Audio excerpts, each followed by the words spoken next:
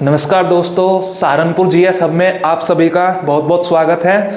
मैं आज आपके सामने मध्यकालीन भारत की जो हमारी वीडियो की सीरीज चल रही थी उसके एक अगले क्रम में आज मैं आपके सामने वीडियो लेके आया हूँ। आज का जो हमारा टॉपिक है, आज का हमारे टॉपिक को हम 3 पार्ट में डिवाइड करके हम पढ़ेंगे। इससे पहले थोड़ा सा रिवाइज करा दूं, हमने तुर्क आक्रमण हमारा जो चैप्टर 3 चल रहा है उसमें हमने गजनवी पढ़ लिया है और मोहम्मद गोरी के लास्ट वीडियो में हमने मोहम्मद गोरी के सभी अटैक को हम पढ़ चुके थे। मोहम्मद गोरी की 1206 में मृत्यु तक हम कंप्लीट कर चुके थे। अब आज हम उससे आगे बढ़ते हुए अपने टॉपिक को हम 3 पार्ट में पढ़ेंगे। पहला होगा हमारा गोरी का मूल्यांकन, दूसरा होगा गोरी के चलाए हुए सिक्के और तीसरा होगा तुर्क आक्रमण का प्रभाव। इन 3 पार्ट में डिवाइड करके आज हमारा तुर्क आक्रमण कंप्लीट हो जाएगा। इसके बाद फिर हम दिल्ली सल्तनत के बारे में चर्चा करेंगे, ठीक है, वो अगली वीडियो में होगा। तो आज हमने 3 पार्ट में डिवाइड किया है, तो इसको हम आज स्टार्टिंग करते हैं। हमारा पहला टॉपिक है गोरी का मूल्यांकन। आपको पता है हमने गजनवी का भी मूल्यांकन किया था कि हम हर शासक को उसके पॉजिटिव वे में और निगेटिव वे में एक इवेलुएशन करने का ट्राई करते हैं, ठीक है, कि क्या उसमें अच्छा रहा, क्या बुरा रहा, क्या उसकी कमियां रही, क्या उसकी अच्छाइयाँ रही। तो इसी क्रम में हम गोरी का भी करते हैं, जिससे हमारा, आपको पता है हम ये सब क्यों करते हैं, ये हमारा इतिहास को लेकर समझ विकसित करने के लिए हम ये सारी चीज़ें करते हैं, ठीक है, जो आपके अगर कभी सिविल सर्विस का आप एग्जाम दोगे उसमें भी आपकी हेल्पफुल रहेगी, ठीक है।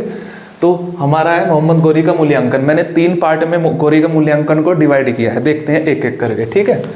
पहला, गोरी अपने पूर्ववर्ती गजनवी की भांति एक महान सेनापति नहीं था।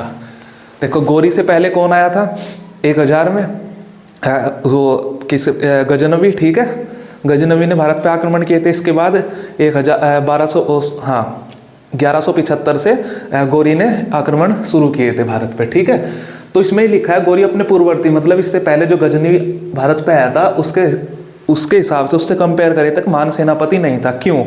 आपको पता होगा गजनवी ने जितने भी 17 बार भारत पे आक्रमण किए थे, सिर्फ विद्याधर चंदेल को ही वो हरा नहीं पाया था, नहीं तो वो सबको हराते हुए बढ़ता गया था। लेकिन गजनवी के कंपेयर में मोहम्मद गोरी के साथ ऐसा नहीं था। गोरी को भारत में कुछ राजाओं से हारना भी पड़ा था। जैसे सबसे पहले वो गुजरात के भीम, जितने हमने पढ़े हैं, वैसे तो बहुत सारे राजा रहे हैं जो हमारे लिए जरूरी है परीक्षा की दृष्टि से, उसमें हमारे 2 रहे हैं प्रमुख। एक तो गुजरात के शासक थे भीम द्वितीय, भीम सेकंड, ठीक है। दूसरा, जब पृथ्वीराज चौहान के साथ उनकी लड़ाई हुई थी तो पहले तराइन के युद्ध में भी वो पृथ्वीराज चौहान से हार गए थे। दूसरे में भले पृथ्वीराज चौहान हार गए हों मोहम्मद गोरी से, ठीक है। यही बात, इसलिए महान सेनापति नहीं है क्योंकि उन्हें कुछ हारों का भी सामना करना पड़ा, मतलब युद्ध को हारना भी पड़ा भारत में। यही बात यहीं पे लिखी है क्योंकि उसे भारतीय राजाओं से कई बार पराजय झेलनी पड़ी। क्लियर बात? अब समझ में आ गया कि गजनवी के मुकाबले ये अच्छा सेनापति क्यों नहीं था। हालांकि गोरी राजनीतिक सुधारों में गजनवी से अधिक योग्य था। राजनीतिक सुधारों में गजनवी से अच्छा था। क्यों था? क्योंकि मोहम्मद गोरी की अगर हम बात करें, गजनवी ने तो सिर्फ पंजाब तक ही अपना राज्य बढ़ा पाया था, जबकि जीत उसने भारत के और भी राज्य लिए थे, वो जीतता था और वापस चला जाता था। इससे कंपेयर करते हुए ये आगे बढ़ा इस पॉलिसी से। इसने जहां तक भी जीता उस सारे को अपने राज्य में मिलाता चला गया, ठीक है। अभी तक हमारे सामने इसका निगेटिव इम्पैक्ट आया है, निगेटिव इम्पैक्ट, ठीक है। अब दूसरा देखते हैं। अभी हमने इसकी कमी के बारे में देख लिया है। दूसरा है, गजनवी विजय व धन संग्रह में लगा रहा। ये बात हमारी पहले क्लियर हुई थी। गजनवी ने जो भी एरिया जीते वहां से पैसा इकट्ठा किया और निकल लिया, ठीक है। यही चीज यहाँ पे लिखी। लेकिन गोरी एक ऐसा साम्राज्य स्थापित करने में सफल हुआ जो सदियों तक स्थायी रहा। देखो, इसका मतलब ये है कि गजनवी तो सिर्फ युद्धों को जीतने में और वहाँ से धन इकट्ठा करने में लगा रहा, ठीक है। हम इसके बारे में अच्छे से डिटेल में पढ़ चुके हैं, जिसने नहीं देखा हो मेरी पुरानी वीडियो देख ले, ठीक है। तो लेकिन यहाँ पे मोहम्मद गोरी क्या करता है, राज्य जिस भी एरिया को जीतता है, मैंने अभी बताया कि डायरेक्ट उसे अपने राज्य में बनाता चला जाता है। इसलिए इसने एक ऐसा साम्राज्य, वही इनकी एक सोच ही थी तुर्कों की, कि एक इस्लामिक साम्राज्य यानी कि एम्पायर को एस्टेब्लिश करना, यही कि ऐसा साम्राज्य स्थापित करने में सफल हुआ जो सदियों तक स्थायी रहा। सदियों तक स्थायी का मतलब जो टूटा नहीं, सदियों तक रहा, बहुत लंबे टाइम तक। आगे हम पढ़ेंगे दिल्ली सल्तनत के बाद फिर मुगल आए, ये सब इसी की वजह से तो हुआ, ठीक है। अंग्रेजों की यूरोपीय कंपनी आने तक ये साम्राज्य बना रहा अपनी जगह पे, ठीक है। ये हो गया इसका एक पॉजिटिव पॉइंट। आई होप आपको ये समझ में आया होगा। तो हमारा बचता है, एक हमारा पॉजिटिव पॉइंट हो गया है, एक नेगेटिव पॉइंट हो गया है। अब आता है हमारा तीसरा, मूल्यांकन में। यही राज्य जो गजनवी ने मोहम्मद गोरी ने जो राज्य इस्टेब्लिश कर दिया है ना इंडिया में, जितने भी क्षेत्रों को जीता है जो हमने पहले पढ़ा है, उसके बिहार बंगाल तक भी चले गए थे उसकी मृत्यु के बाद तो बख्तियार खिलजी, ठीक है। ये पूरा फिर इसने अपने राज्य में आ गया था ना इसके, यह राज्य दूसरे शासकों के अधीन और संगठित हो गया। इसका क्या मतलब है कि 1206 में जब मोहम्मद गोरी की मृत्यु हो जाती है, उसके बाद हमारा दिल्ली सल्तनत का स्टार्ट होगा। उसके बाद दिल्ली सल्तनत के सारे शासक आएंगे। दिल्ली सल्तनत में गुलाम वंश, खिलजी वंश, तुगलक वंश, सैयद वंश, लोधी वंश, इन सब के बाद फिर आएंगे मुगलों के भी 5-6 राजा, या उत्तर मुगल काल तक, कंपनी के आने तक हम पढ़ेंगे। उनके अधीन, अभी तो मोहम्मद गोरी के अधीन तो जैसा है ही है, आगे के भी जो शासक आए उनके अधीन भी हो गए जो है ये राज्य जो इसने बनाया भारत में, ये और संगठित हो गया। संगठित का मतलब आसपास के सारे राज्यों को मिला के बना के ये और भी मजबूत होता चला गया और भारत में और भी आसपास के राज्यों को ये जीतता चला गया, ठीक है। यहाँ से, और गोरी के समय से लेके, वही बात जो मैंने अभी कही, गोरी के समय से लेके यूरोपियन कंपनी के आगमन तक दिल्ली के सिंहासन पर सदैव मुसलमान शासक बैठे। गोरी 1206 में चला जाएगा, इसके बाद ही हम 1206 से ही स्टार्ट करेंगे गुलाम वंश। ऐसे करते हम यूरोपियन कंपनी के आगमन तक पढ़ते हैं मध्यकाल को, ठीक है। मध्यकाल के बाद यूरोपियन कंपनी का आगमन से शुरू होता है हमारा आधुनिक भारत। फिर तो यूरोपियन कंपनी आई जिसमें पुर्तगाली, डच, अंग्रेज, डेनिश और फ्रांसीसी आए थे भारत में, जिसने अंग्रेजों ने पूरे ही भारत पे कैप्चर कर लिया था। तो यही समझ के चलो कि यूरोपियन कंपनी के आगमन तक दिल्ली की सल्तनत, दिल्ली की सत्ता पे, यानी कि दिल्ली राजधानी बना के भारत पे मुसलमान शासक ही बैठे। ये राज्य किसने बनाया था? मोहम्मद गोरी ने। क्लियर? ये चीज़ समझ में आ गई। अब पहला हमारा टॉपिक हो गया है गोरी का मूल्यांकन, ठीक है। अब इसी मूल्यांकन में एक छोटा सा चीज़ और लिख लो, वो मैं कराना भूल गया था, एक चीज़ और लिख लेते हैं इसमें, अभी कंप्लीट कर लेते हैं इसको। मोहम्मद गोरी है ना, जो ये मोहम्मद गोरी के साथ ही, गोरी के साथ एक संत भारत आए थे, एक सूफी संत थे। अभी टेंशन में मत पड़ना कि सूफी संत क्या होते हैं, पहले वैसे ही थोड़ा सा बता देता हूँ। जब मैंने अरबों के सिंध विजय के बारे में बताया था कि वो भारत से बहुत सारे ग्रंथों को फारसी में अनुवाद कराया था उन्होंने, ठीक है, अल हिकमत नाम के एक भवन में जो कि बगदाद में बनाया था। उसके बाद इन्होंने भारतीय ग्रंथों को पढ़ा, भारत की ज्ञान विज्ञान को पढ़ा। उसके बाद फिर गजनवी के साथ भी बहुत सारे विद्वान भारत आए थे, ये सारा क्रम चला। तो उन्होंने भारत के जो ज्ञान विज्ञान को पढ़ा, उससे अपना मानसिक विकास किया, ठीक है, मेंटली स्ट्रोंग हुए और वो संतों के रूप में दूसरों को ज्ञान देने लगे। ऐसे ही फिर वो भारत में फिर आते हैं। ये जो सूफी सिलसिला, भक्ति आंदोलन और सूफी आंदोलन है, वो मध्यकाल के में दिल्ली सल्तनत के बाद एक अलग पूरे चैप्टर के उसमें पढ़ेंगे। अभी सिर्फ इतना जान लो, ये सूफी संत वही है जो भारत से कि जो ग्रंथ थे उन्हीं से नॉलेज पाके ना अपने आप को सूफी संतों में बना लिया। मतलब संत का मतलब होता था विद्वान, ठीक है। आए, इनके साथ एक सूफी संत आए थे जिनका नाम था शेख मोइनुद्दीन चिश्ती।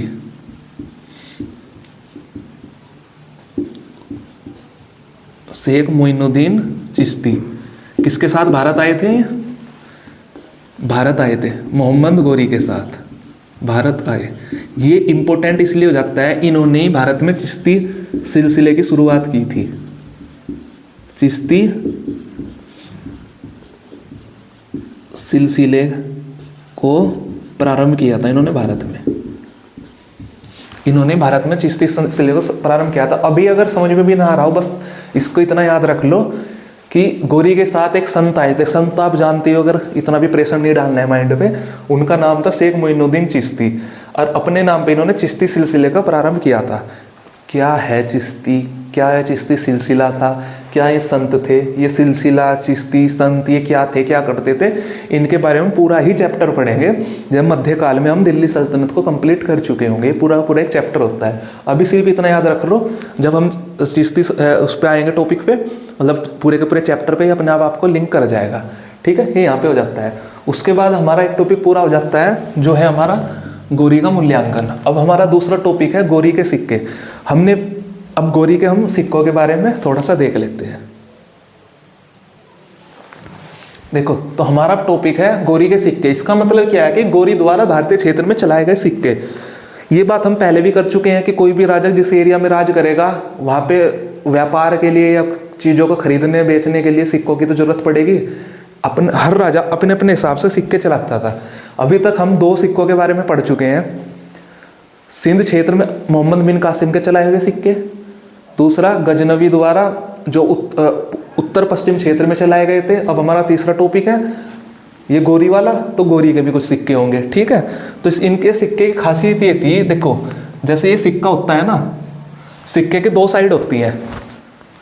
जैसे हमारा आज का सिक्का ले लो, जैसे हेड और टेल बोलते हैं ना, हेड और टेल, ठीक है। ऐसे ही मान लो, ये तो सपोज कर लो ये सिक्के का हेड है, ऐसे समझने के हिसाब से समझ लो ये हेड है और दूसरा हिस्सा क्या होगा, टेल होगा, ठीक है। ये सिक्के का टेल है, ठीक है, ये टेल है, ये हेड है, ऐसे मान के चल लो। तो एक साइड कुछ और होता है लिखा हुआ, एक साइड कुछ और होता है, ठीक है। दोनों साइड अलग अलग होती है ना, तभी तो हेड और टेल में हम डिफरेंस कर पाते हैं। तो इसके जो सिक्के थे, इसके सिक्के के एक साइड पे तो लिखा होता था कलमा। कलमा इस्लामी धर्म का एक, ऐसे समझ लो, ज़्यादा डिटेल में जाने की ज़रूरत नहीं है। जैसे हमारे धर्म से लेके चलो, जैसे हम ना कुछ कोई श्लोक लिखवा दे या कोई मंत्र लिखवा दे सिक्के पे, इस तरह से कलमा समझ लो। एक साइड पे तो लिखा होता था कलमा, सपोज कलमा किधर लिखा हुआ है, हेड पे, दूसरा होता था टेल, ठीक है। एक टेल है, टेल एक तरफ तो हो गया हमारा कलमा, दूसरी तरफ टेल साइड पे होता तो लक्ष्मी, या फिर लक्ष्मी व नंदी बैल की आकृति मिली है। लक्ष्मी व नंदी बैल, नंदी बैल शिव जी का, नंदी बैल की आकृति मिली है। एक साइड पे कलमा, दूसरी साइड पे लक्ष्मी और नंदी बैल की आकृति। देखो ये किस तरह करता था, एक साइड पे कलमा इस्लाम धर्म को रिप्रेजेंट कर रहा है, दूसरी तरफ से हिंदुओं को भी थोड़ा सा खुश करने के लिए लक्ष्मी हमारे यहाँ धन की देवी मानी जाती है, और नंदी बैल क्योंकि भाई इसने एरिया जीत लिया। सब लोगों को तो ये भी मुसलमान नहीं बना पाया ना, सबको तो नहीं बना सकता था ना, पर पब्लिक जो है, पब्लिक को खुश रखने के लिए इस तरह के सिक्के चलाता था, ठीक है, जिसपे दोनों साइड को होके चलता था कि, ठीक है, क्लियर। यहाँ पे एक साइड पे कलमा होता था, दूसरी साइड पे लक्ष्मी और नंदी बैल की आकृति मिलती है। इसके जो सिक्के उस पे ये आकृति मिली है, ठीक है। कुछ सिक्के एक टाइप का तो ये हो गया सिक्का। दूसरी टाइप का कुछ ऐसे सिक्के मिले हैं जिनपे देवनागरी लिपि में कुछ लिखा मिला है। किसी ने हिंदी पढ़ी होगी तो उसको पता होगा देवनागरी लिपि क्या होती है। ये जो मैं लिख रहा हूँ ना, यही लिखने का जो स्टाइल है, हिंदी में लिखने का स्टाइल, इसको ही देवनागरी लिपि बोलते हैं। कुछ सिक्कों पर देवनागरी लिपि में मोहम्मद बिन साम लिखा मिला है, मोहम्मद बिन साम लिखा मिला है कुछ सिक्कों पे। तो अभी तक कितने टाइप के सिक्के मिल गए, मोहम्मद बिन साम लिखा मिला है, ये वर्ड लिखा मिला है। देखो 2 टाइप के सिक्के हो गए। एक टाइप का सिक्का ऐसा था जिसपे एक साइड पे तो कलमा लिखा होता था, जिसकी दूसरी साइड पे लक्ष्मी और नंदी बैल की आकृति मिलती थी, जैसे भारत का नक्शा मिलता है ना एक सिक्के पे, इस तरह से आजकल। दूसरे कुछ सिक्के ऐसे मिले हैं जिनपे देवनागरी लिपि में मोहम्मद बिन साम इन्हें लिखा हुआ मिला है, ठीक है। एक और तीसरी तरह का सिक्का था, 2 सिक्के हो गए। कुछ सिक्के ऐसे मिले हैं जिनमें संस्कृत में कुछ लेख लिखे मिले हैं, अलग अलग लेख, किसी में कुछ किसी में कुछ, ऐसा कोई फिक्स नहीं था। जैसे इसमें तो मोहम्मद बिन साम मिला है, बहुत सारे सिक्कों पे लिखा हुआ, संस्कृत में लेख मिले हैं लिखे हुए। 3 टाइप के हमारे सिक्के हो गए, ठीक है। सारी चीज मैं नहीं लिख रहा हूँ, इतना समझ जाओ। ये फर्स्ट टाइप का सिक्का है, दूसरा और तीसरी टाइप का। एक सिक्का इसने और चलाया था, देहलीवाल का सिक्का। ये इन्हें दिल्ली में चलाया था, जब इसने दिल्ली जीती थी ना, जब वो सारा जीतते आ रहा था, देहलीवाल का सिक्का इसने उस एरिया में चलाया था, दिल्ली के नाम पे ही देहलीवाल सिक्का, देहलीवाल सिक्का था एक। इसका जो वजन होता था 50 ग्रेन होता था। अब हमें इस पे नहीं जाना है कि ये ग्रेन कितना होता है, ठीक है। ये इनकी वजन अपने की, जैसे हमारे यहाँ ग्राम होता है आज के टाइम में, उस टाइम में ग्रेन होता था, तो ये 50 ग्रेन इसका वजन होता था इस सिक्के का। 50 ग्रेन का देहलीवाल सिक्का चलाया था। तो कितने टाइप के सिक्के हो गए यहाँ पे, 4 टाइप के सिक्के, ठीक है। इतना क्लियर है। एक टाइप के सिक्के पे एक साइड ये हो चुकी बात, देवनागरी लिपि में मोहम्मद बिन साम, तीसरी में संस्कृत में लेख लिखे मिले, चौथे पे देहलीवाल सिक्का। अब देखो यहाँ से डायरेक्ट क्वेश्चन, मैं पहले भी बात कर चुका हूँ, डायरेक्ट आते हैं कि लिखा गया कि मोहम्मद गोरी के समय में चलाए गए सिक्कों पे देवनागरी लिपि में क्या लिखा मिला है, ठीक है। यह लिखा जाएगा कि भारत में पाए गए ऐसे सिक्के जिसमें एक साइड पे लक्ष्मी और नंदी बैल की आकृति होती थी, तो दूसरे पे कलमा उतरा होता था, वो किस शासक द्वारा चलाए गए थे, ठीक है। यह आ जाएगा कि देहलीवाल का सिक्का किस शासक द्वारा चलाया गया था। क्लियर, यहाँ से समझ में आ गया। तो हमारा दूसरा टॉपिक भी हो गया क्लियर कि गौरी के सिक्के। गौरी के सिक्के में शॉर्ट में लिखा है, असली है गौरी द्वारा भारतीय क्षेत्र में चलाए गए सिक्के। ठीक है, आई होप यहाँ तक आपको क्लियर हो गया होगा। तो हम चलते हैं अपने तीसरे टॉपिक पे, जो है तुर्क आक्रमण का भारत में प्रभाव। इस टॉपिक के बाद हमारा तुर्क आक्रमण आज कंप्लीट हो जाएगा। ठीक है,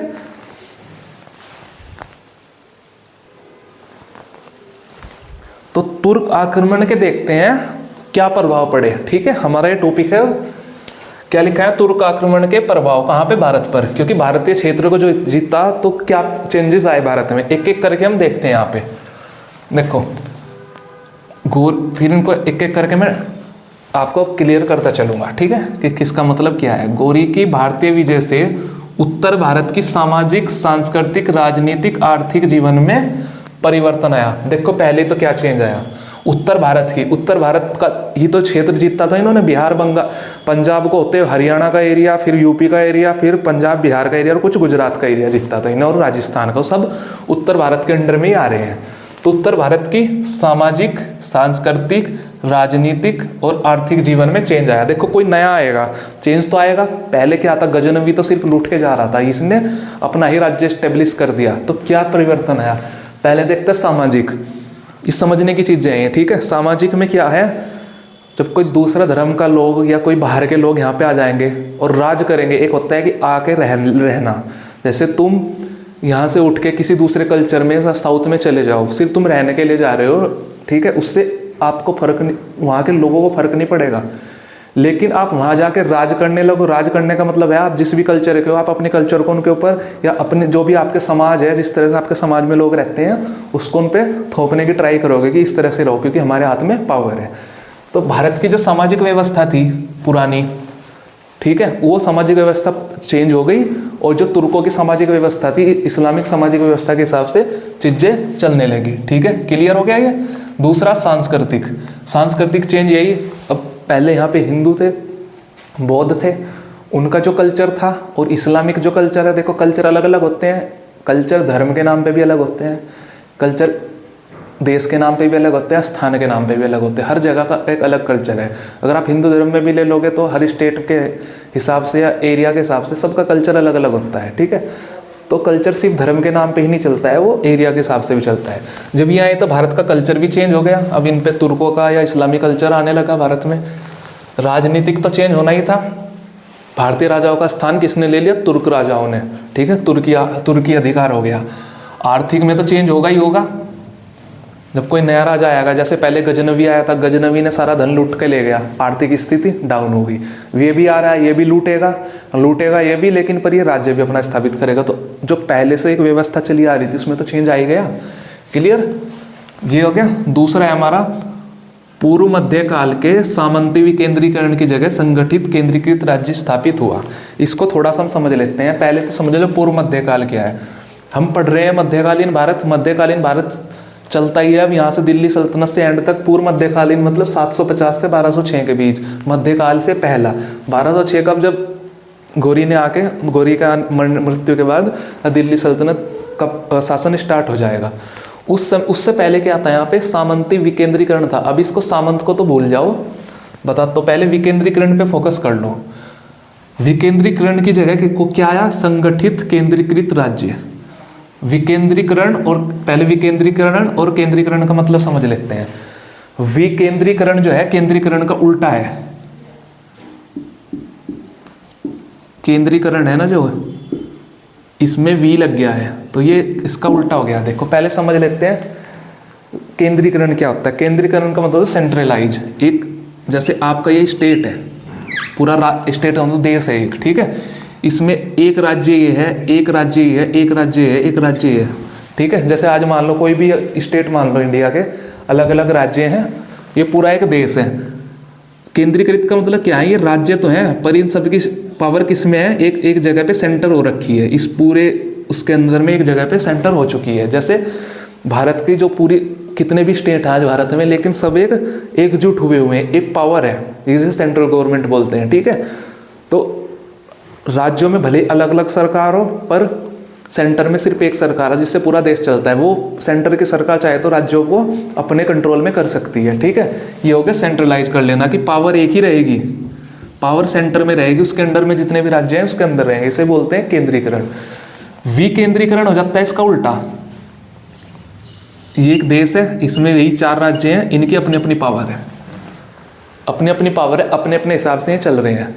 अब ऐसे समझो इसको, सामंती विकेंद्रीकरण। सामंती था, सामंत होते थे। जैसे ये 4 स्टेट है ना, इन 4 स्टेट में मान लो आज के टाइम में मुख्यमंत्री होते हैं, चीफ मिनिस्टर, सीएम जिन्हें बोलते हैं। उस टाइम क्या होता था, इन राज्यों में से हम राजा बोलते हैं ना कि हिंदू शाही शासक था वहाँ का, कहाँ का, पंजाब का। गुजरात का कौन था, गुजरात का भीम II था। तो इन इस तरह से इन राजा की जगह इन्हें सामंत भी बोलते थे, ठीक है। अभी इतना समझ लो, जब हम प्राचीन इतिहास पढ़ेंगे उसमें सामंत का पूरा कॉन्सेप्ट है, वो तब पढ़ाऊंगा, नहीं तो अभी वीडियो लंबी हो जाएगी, हमारा मेन कॉन्सेप्ट है वो हट जाएगा। अभी ये समझ लो कि विकेंद्रीकरण का मतलब 4 राजा हैं, या आपस में है, देश गया भाड़ में, इन्हें कोई मतलब नहीं है, इन्हें तो अपने हिसाब से चलना है। जैसे कि आवा ये पहले पंजाब का है, जबकि पंजाब है तो भारत का हिस्सा।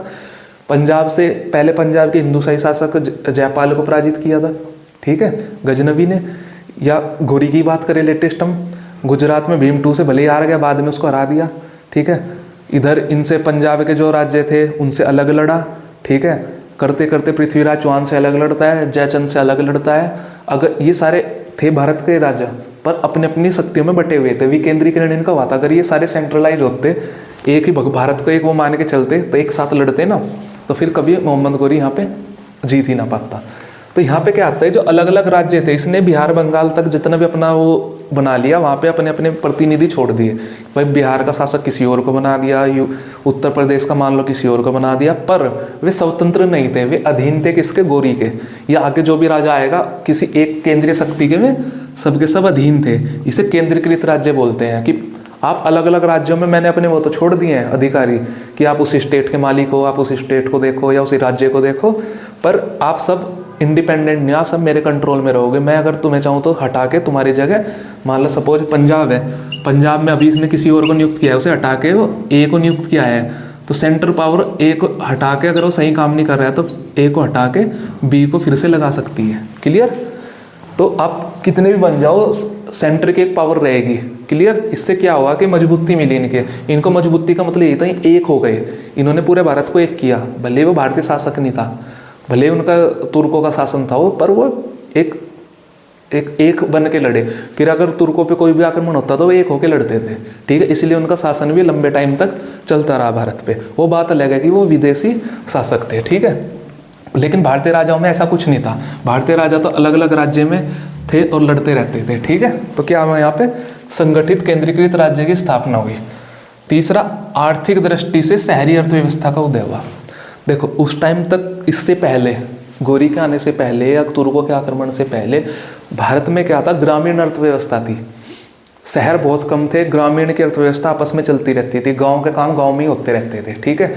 जैसे मुझे चावल की ज़रूरत है, मेरे पास गेहूँ है, तो मैं गांव में कर लेता था, ठीक है। जैसे लोहार होते हैं, औजार बनाने वाले, वो भी हम गांव में ही काम हो जाते हैं। मतलब जितने भी काम के लिए हमें बाजार जाना पड़ता है ना, वो सारे काम गाँव में ही हमारे छोटे मोटे काम कंप्लीट हो जाते थे, ठीक है। तो ग्रामीण आधारित अर्थव्यवस्था थी, आज की जैसी अर्थव्यवस्था नहीं थी उस टाइम पे। तो ग्रामीण अर्थव्यवस्था से शहरी अर्थव्यवस्था का उदय हुआ।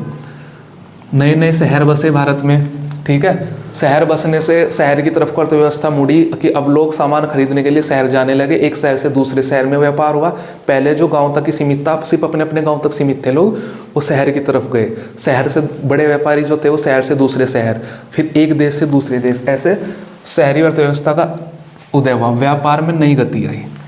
मतलब एक जब व्यापार का लेवल बढ़ता है, अभी सिर्फ आप एक गाँव तक कर रहे हो व्यापार, फिर आप मान लो 10 गांव तक करने लगो, फिर आप शहर में करने लगो, फिर एक शहर से 10 शहर तक करने लगो, तो एक नई गति तो आती है ना। पहले आप एक छोटी सी जगह तक लिमिटेड थे, अब आप बढ़ रहे हो।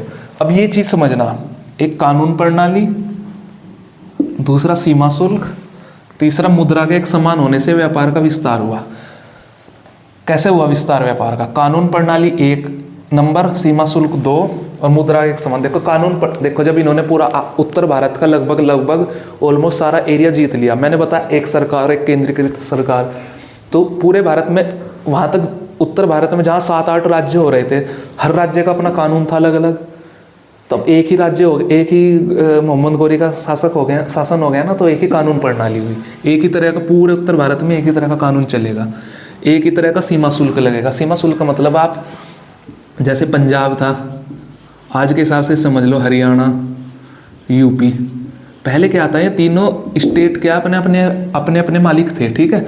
अब मान लो कोई यूपी से आके व्यापार करने के लिए हरियाणा में जा रहा है, उसे अलग टैक्स देना पड़ता था हरियाणा में आके। फिर हरियाणा से वो पंजाब में जा रहा है, अलग टैक्स देना पड़ता था, अलग अलग रेट थे। मान लो हरियाणा वाले ने 100 रुपये टैक्स बना रखा था, इसने 500 रुपये बना रखा था। अपनी मर्जी से बना सकते थे, ये कुछ भी टैक्स बना सकते, सब अपने अपने आप में इंडिपेंडेंट है। तो जब सब एक ही राज्य हो गया तो जैसे फिक्स कर दिया कि भाई 100 रुपये है हर जगह, तो उनको भी, व्यापारियों को भी एक जगह से दूसरी जगह जाने में आसानी हुई। इस वजह से व्यापार बढ़ा, एक जैसा कानून हो जाता है जब, और एक जैसे टैक्स हो जाते हैं। जैसे आजकल जीएसटी बना दिया है, ठीक है, कि पहले बहुत सारे टैक्स लगते थे, टैक्स पे टैक्स, इस जगह पे जाओ उसका अलग टैक्स, जैसे अब एक जीएसटी बना दिया। इस तरह से टैक्स एक हुआ, मुद्रा का एक समान होने से। अब वही बात, जैसे पंजाब, हरियाणा, यूपी अपने आप में देश मान लो इन्हें, ठीक है। यूपी की करेंसी अलग है, हरियाणा की अलग है, ठीक है। इससे क्या होता था कि लेन देन करने में प्रॉब्लम आती थी, ठीक है। अभी क्या हुआ, जब पूरा राज्य उनका हो गया तो करेंसी भी एक हो गई, तो व्यापार को तो गति मिलनी है। क्लियर ये पॉइंट। चौथा है, प्रशासन की भाषा फारसी हो गई। देखो पहले जब इनकी भाषा थी फारसी, ठीक है, जब सिंध वाले आए थे उनकी थी अरबी है, तुर्कियों की भाषा थी फारसी, ठीक है। जब इनका शासन आया, अपनी तो भाषा चलाएंगे। सपोज जब अंग्रेज भारत आए, तभी तो भारत में अंग्रेजी का इंट्रोडक्शन हुआ, नहीं तो पहले से थोड़े ना कोई अंग्रेजी बोलता था यहाँ पे। या भारत में जब सपोज आज हम हिंदी बोलते हैं, हम किसी एरिया को कैप्चर कर लें, किसी देश पे अटैक करके उस देश को पे अपना अधिकार कर ले, अपनी सरकार बना ले, तब वहाँ क्या करेंगे, हम अपनी भाषा ही तो थोपेंगे उन पे कि आप हिंदी बोलो, हिंदी में ही तो चलाएंगे। तो ऐसे लोगों से बोले ना बोले, लेकिन प्रशासन तो हमारा हिंदी में ही होगा ना, कि जो हमें काम काज करना है वो हम हिंदी में करेंगे, कि वो हमारे लिए ईजी है बोलना। तो इनके लिए ईजी क्या थी, फारसी। तो प्रशासन की भाषा फारसी होगी पूरे उत्तर भारत में, जो जो एरिया इन्होंने जीता। इससे क्या हुआ, भाषा में एक रूपता आई। एक रूपता मतलब जैसे बंगाल में बंगाली बोली जाती है, बिहार में भोजपुरी, उत्तर प्रदेश में भी हिंदी का अलग अलग रूप है, ठीक है, कहीं ब्रिज बोली जाती है, ठीक है। तो या पश्चिम उत्तर प्रदेश में खड़ी बोली, हरियाणा में जाओगे खड़ी बोली का एक अलग रूप है, पंजाब में जाओगे पंजाबी, गुजरात में गुजराती, इतनी सारी भाषाएं। इनकी भाषा हो गई फारसी। जैसे हिंदी कर दो या फिर इंग्लिश कर दो, कि हर जगह पर इंग्लिश ही चलेगी ऑफिस में। इस तरह से मतलब एक तरह से इन्होंने भाषा में एक रूपता लाई। फारसी हो गई, भाषा में एक रूपता आ गई, एक भाषा हो गई अब, ठीक है। पांचवा है, उत्तर भारत के लोगों में प्रचलित जाति व्यवस्था को जबरदस्त धक्का लगा। जाति व्यवस्था तो अभी भी है, ये तो उत्तर भारत क्या पूरे भारत की खासियत है। अब खासियत है या बुरी बात है वो आप लोग खुद डिसाइड करो, मैं ये नहीं कह रहा कि अच्छी चीज़ है। मैं तो एक चीज़ ये बता रहा हूँ कि जाति व्यवस्था भारत में है, अभी भी है, उस टाइम पे भी थी, उस टाइम पे तो और बुरी तरह से थी। तो होता क्या है कि उत्तर भारत में प्रचलित, अब क्योंकि उत्तर भारत में अभी इन्होंने विजय करी है तो हम उत्तर भारत की बात कर रहे हैं। उत्तर भारत के लोगों में प्रचलित जाति व्यवस्था को जबरदस्त धक्का लगा। क्यों लगा धक्का, जो भारत के राजा है, जो भारतीय समाज था वो बटा हुआ था जाति में। अब मैं दो ही जातियों की बात करूँगा, मैं किसी जाति का नाम नहीं लूँगा, उच्च वर्ग और निम्न वर्ग, इसमें बटा हुआ था, उच्च वर्ग और निम्न वर्ग में, ठीक है भाई, हम ऊंचे हैं तुम नीचे हो, इस तरह से करके। तो जब ये बाहर के लोग आए, इन्हें थोड़े ना मतलब था कौन ऊंचा है कौन नीचा है, इन्होंने सबको इक्वल मानना, इन्होंने सबको एक नज़र से देखा। इन्हें थोड़े ना तुम्हारे समाज से बताया ना कि सामाजिक परिवर्तन हुआ, इन्होंने नहीं बिलीव किया तुम्हारी जातीय व्यवस्था में। इन्होंने कहा हमें मतलब नहीं है आप क्या हो, हम तो तुम्हें सिर्फ एक नज़र से देखते हैं, आप हिंदू हो मतलब गैर मुस्लिम हो, ठीक है, हमें नहीं तुम्हारी जातीय व्यवस्था से मतलब। तो इन्होंने सबको एक नज़र से देखा, ठीक है। मान लो हम भी किसी दूसरे जगह पे जाएं, ठीक है, या किसी दूसरे देश में जाएं, हमें थोड़ी ना पता है वहाँ पे क्या जातीय व्यवस्था क्या है और हमें उससे क्या मतलब, क्योंकि हम उस व्यवस्था में नहीं जीतते हैं ना, हमें उससे फर्क भी नहीं पड़ता है। तो इन्होंने सबको एक नज़र से देखा। जब एक नज़र से देखा, एक बात बताओ, उच्च वर्ग को तो कोई फर्क पड़ने से रहा, क्योंकि उच्च वर्ग तो पहले भी उच्च वर्ग था। प्रॉब्लम तो निम्न वर्ग के साथ थी ना, जिन लोगों को छोटा समझा जाता था, नीचा समझा जाता था। जब यहाँ पे तुर्क आक्रमण के बाद ये विदेशी लोग आए, इन्होंने उन्हें भी समान नज़र से देखा, मतलब उन्हें भी उच्च लोगों के बराबर मानना कि भाई हमें नहीं पता है, ऊंच नीच तुम अपनी अपनी जानो, हमारे लिए उच्च वर्ग भी ऐसा ही है, निम्न वर्ग भी। तो नीचे लोग थे जो निम्न वर्ग के, उन्हें बहुत अच्छा लगा कि यार हमें तो इन्होंने उच्च वर्ग के बराबर मानना है। तो इसलिए जाति व्यवस्था को जबरदस्त धक्का लगा। और जो ये निम्न वर्ग था ना, इनके लिए तो अच्छा हो गया, ये निम्न वर्ग ने सुल्तान का समर्थन करा। तुर्क से सुल्तान नहीं आ गया, दिल्ली सल्तनत के सुल्तान ने गए, इनको सपोर्ट किया निम्न वर्ग ने। क्यों? अब जो भारतीय राजा थे वो तो यार हमें ऊंच नीच में बांट के रखते थे, हमें अधिकार ही नहीं मिलते थे। अब उन्हें तो जो अधिकार देगा वो उनका तो प्यारा हो जाएगा, तो उन्होंने निम्न वर्ग ने सपोर्ट किया आगे जो भी सुल्तान आए उन्हें। ठीक है, तो ये हो गया हमारा कि जातीय व्यवस्था को जबरदस्त धक्का लगा। ठीक है, अब दो चीजें और हैं, उनको भी देख लेते हैं हम। तो हमारे दो प्रभाव और हैं, 5 तक हमने पढ़ लिया है, छठा देख लेते हैं। तुर्क अपने साथ नई टेक्नोलॉजी लेके आए। भाई उनके पास भी कुछ अपनी टेक्नोलॉजी थी, वो उसको लेके भारत आए। ठीक है, एक नई टेक्नोलॉजी लेके आए, उस टेक्नोलॉजी का यूज इन्होंने भारत में किया। उससे क्या हुआ, नगरों का पुनरुद्धार हुआ। मतलब पहले जो नगर शहर बसाए जाते थे वो भारतीय टेक्नोलॉजी के हिसाब से, जब ये नई टेक्नोलॉजी लेके आए तो इन्होंने अपनी टेक्नोलॉजी के हिसाब से शहरों को बसाया, पुराने शहरों को सही किया, उसके अलावा नए शहर भी बसाए गए। इसलिए मोहम्मद हबीब हैं इतिहासकार, उन्होंने तुर्कों के आगमन को शहरी या नगरीय क्रांति कहा है। शहरी या नगरीय क्रांति का मतलब नए नए शहर बसे, शहरों को तेजी से बदलाव हुआ और विकास भी हुआ। मतलब बदलाव का मतलब पहले पुराने शहर से नए टेक्नोलॉजी में बदल के नए तरह के शहर बसे। जैसे अभी समझ लो, जैसे पहले पुराने शहर थे, अब नए शहर फ्लैट बन रहे हैं, शहरों में मॉल्स बन रहे हैं, छोटी छोटी सड़कें हैं। ठीक है, एक आने की अलग है, जाने की अलग है, स्ट्रीट लाइट है, ट्रैफिक लाइट है, सारी चीज़ें सिस्टम में है। तो नई तरह के शहर बन रहे हैं जैसे। ठीक है, तो इस तरह से उस टाइम पे भी चेंज हुआ, पुराने शहरों की जगह नई तरह के शहर आए और कुछ कई नए शहर भी बसाए गए। इसलिए से नगरीय या शहरी क्रांति कहा गया, क्योंकि शहरों के जो बेसिक स्ट्रक्चर थी उसमें चेंज आया। दूसरा प्रभाव, सातवां प्रभाव जो हमारा लास्ट प्रभाव है वह सैनिक क्षेत्र में, कि सैनिक क्षेत्र में भाई जब वो आए, उनकी सेना रहेगी, उन्होंने अपने हिसाब से उसमें चेंज किया, कि जो उनके अपना हिसाब था कि भाई देखो सबका अपना अपना पैटर्न था। उनका जो पैटर्न था, उन्होंने सेना का स्वरूप, मतलब किस तरह होनी चाहिए सेना। जैसे अभी मान लो हमारे यहाँ सेना है, आर्मी है, नेवी है, एयरफोर्स है। ठीक है, उस हिसाब उस टाइम पे जो भी सेना थी उन्होंने अपने हिसाब से बनाया कि हम कितने स्वरूप, किस तरह के मतलब कितने टाइप में रखेंगे सेना को, उसका गठन कैसे होगा, मतलब कैसे उसे बना के रखना है प्रॉपर। ठीक है, उसमें सैनिकों की भर्ती कैसे होगी, क्या तरीके होंगे, और सेना को रखा कैसे जाएगा, रख रखाव कैसे होगा। ठीक है, उनकी ट्रेनिंग, रख रखाव, कहाँ रुकेंगे, क्या क्या उन्हें पैसे दिए जाएंगे, कितनी तनख्वाह होगी, ये सैलरी होगी, उन सब में परिवर्तन आया। पुरानी व्यवस्था से इन्होंने अपनी व्यवस्था में बनाया। एक मेन इंपॉर्टेंट इसी में क्या रहा, युद्ध करना अब विशेष जाति का अधिकार नहीं रह गया। इसका क्या मतलब है, पहले जब भारतीय राजाओं में क्या होता था, युद्ध करना या सैनिक कौन बनते थे, क्षत्रिय वर्ग के लोग बनते थे सिर्फ। ठीक है, क्षत्रिय लोग बनते थे, एक विशेष जाति का ही काम था युद्ध करना। लेकिन जब ये आए तो एक विशेष जाति मतलब क्षत्रियों का ही नहीं रह गया। अब ये लोग क्या करते थे, जो सेना में भर्ती करते थे ना, ये हर जाति वर्ग से लोगों को लेते थे।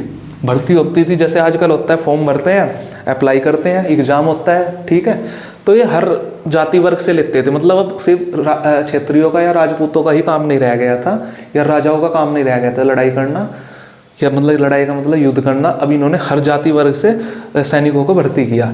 ये इम्पोर्टेंट 7 परिवर्तन रहे। मुझे उम्मीद है आपको ये सब समझ में आया होगा। इसके बाद जो ये टॉपिक भी हमारा कंप्लीट, इसके बाद जो हमारा शुरू होगा वो होगा टॉपिक दिल्ली सल्तनत। एक अलग चैप्टर चलेगा दिल्ली सल्तनत में हम एक एक करके चैप्टर वाइज करते चलेंगे सारे के सारे शासकों का।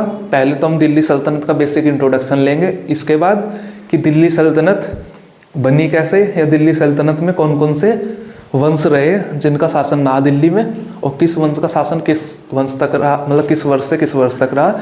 एक बेसिक इंट्रोडक्शन लेंगे हम। ठीक है, ये सारे देखेंगे कि 1206 में मोहम्मद गौरी के मरने के बाद क्या हुआ, कैसे कैसे चीज़ें आई। एक बेसिक इंट्रोडक्शन लेंगे इससे अगली वीडियो में। फिर उसके बाद हम दिल्ली सल्तनत को प्रॉपर वे में एक एक करके पढ़ना हम स्टार्ट कर देंगे। ठीक है, तो आई होप आपको ये वीडियो समझ में आई होगी, बहुत अच्छी लगी होगी। तुर्क विजय आज हमारा यहाँ पे कंप्लीट हो जाता है। तो अगर आपको वीडियो अच्छी लगी है तो आप लाइक करना, शेयर करना और चैनल को सब्सक्राइब करना, सपोर्ट करना। ठीक है, तो मिलते हैं इस वीडियो के बाद अगली वीडियो में, इसी सीरीज की मध्यकालीन भारत की जो सीरीज चल रही है हमारी, इसकी नेक्स्ट वीडियो में जो हमारी होगी दिल्ली सल्तनत को लेकर। ठीक है, तो तब तक के लिए पढ़ाई करते रहिए। Take care.